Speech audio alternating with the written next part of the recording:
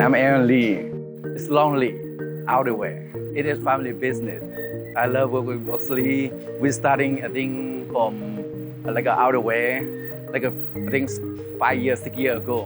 And first since the COVID, the pandemic, and then we don't have much working anymore. So everything on stop. So then right now we switch to do the PPE. This for frontline worker, for example in hospital, and so anywhere or frontline worker they wear this one. This is the first time we done PPE in Canada, so they are happy. So when we go outside, say, oh yeah, we make this one for hospital, so they all love it.